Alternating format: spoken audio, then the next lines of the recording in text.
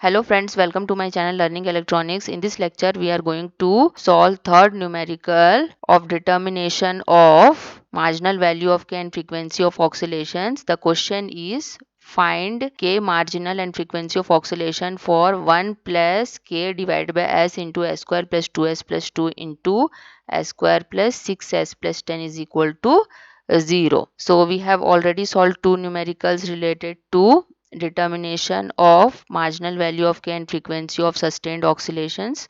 So if you want to see that videos, you can check them in the channel playlist or you can go to the description box below. So in this question, for this equation given, we have to determine the marginal value of K and frequency of oscillations. To determine the marginal value of K and frequency of oscillation, first we need to construct the characteristic equation from this equation. So characteristic equation is given in this form.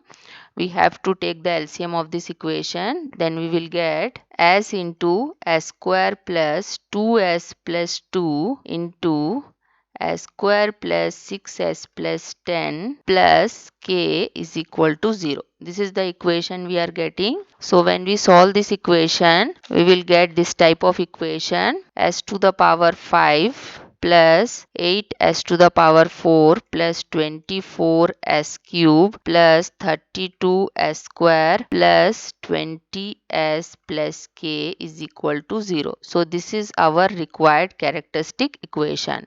Now using this characteristic equation, we have to build the Routh array. So in the Routh array, we will write all the powers of S starting from highest power of S to lowest power of S. So in this characteristic equation, highest power of S is S to the power 5. So first we will write S to the power 5. Then we will write S to the power 4.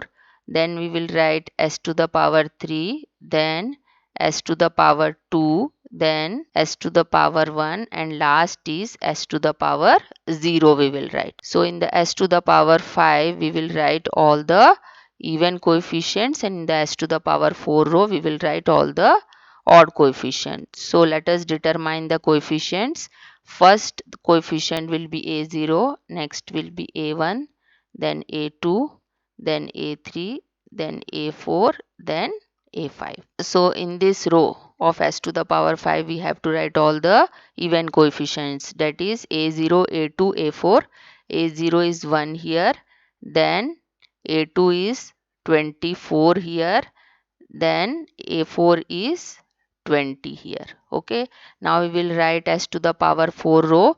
In this row we will write all the odd coefficient, that is A1, A3 and A5. A1 is 8 here, A3 is 32 here, then A5 is K. Now we have to find out the S to the power 3 row using this S to the power 5 and S to the power 4 row. First term will be 8 into 24 minus 1 into 32 divided by 8. So from here we will get 20. Next term will be 20 into 8 minus k divided by 8. Okay, so here we will get 160 minus k divided by 8, and next term will be 0. Now we will find S to the power 2 row using S to the power 3 and S to the power 4 row. In S to the power 2 row, first term will be, first we have to multiply this 20 by 32, then minus 8 into this value 160 minus k divided by 8, then we have to divide this 20 with that whole value. Okay, so we will get 480 plus k divided by 20. Next term will be 20 into k minus 0 divided by 20. So here we will get k, and next term will be equal to 0. Now we have to find out the S to the power 1 row. For this we will use S to the power 3 and S to the power 2 row. So when we find out, we have to multiply these two values, then minus of 20k divided by this first value. So we'll get this type of equation: 480 plus k multiplied with 160 minus k whole divided by 160 minus 20k whole divided by this term 480 plus k divided by 20. So this is the term we are getting, and last term will be in the s to the power 0 row will be equal to k. Now after constructing the whole Routh array, we have to find out the marginal value of k. For this we have to make one of the row of this Routh array as row of zeros, but we cannot make this s to the power 0 row as row of zeros. So we'll make one row above this s to the power 0 row, that is s to the power 1 row as row of zeros. As two zeros are already in this row, we have to equate this first term equation equal to 0, then only this s to the power 1 row becomes row of zeros. So for making this row as row of zeros, we will equate this equation equal to 0. So the equation of the first term is 480 plus k into 160 minus k divided by 160 minus 20k whole divided by 480 plus k divided by 20. So when we equate this equation to 0, this equation will look like this.